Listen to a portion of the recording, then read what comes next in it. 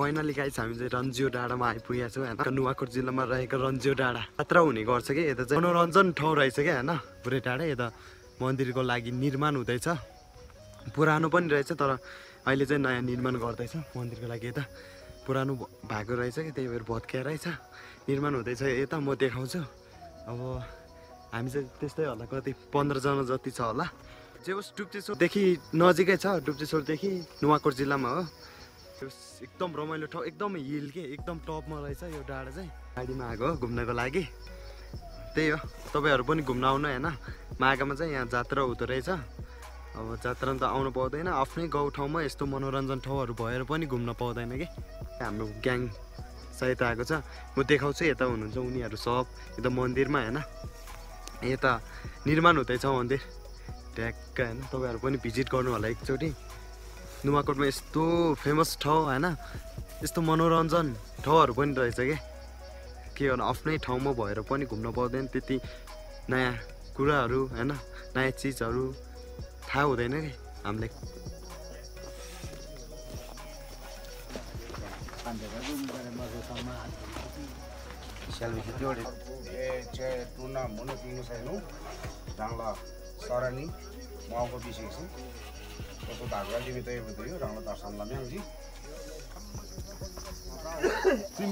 अर्को पनि देवी थान छ अरे होइन।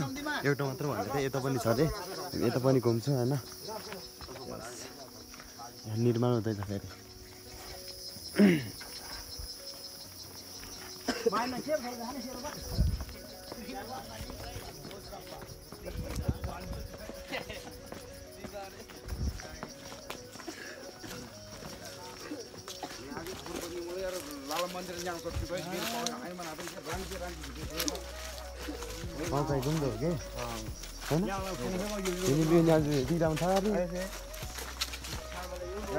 मगाउमा घुम्ने हो क्या।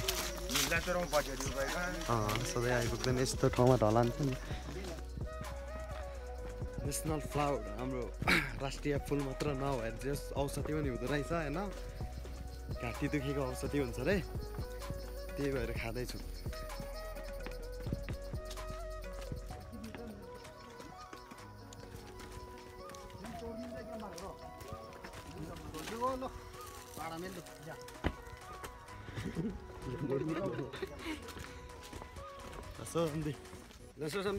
तिमीलाई हल्का बात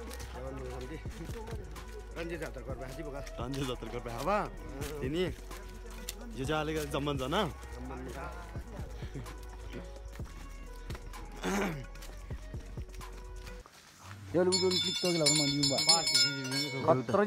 त्यो त बस्ने ठाउँ होइन यार, खतरनाक ठाउँमा बस्नु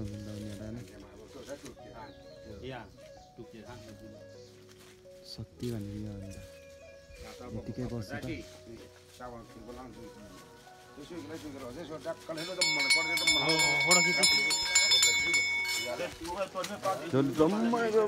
पालो सिधै हामी चाहिँ फर्किन्छ।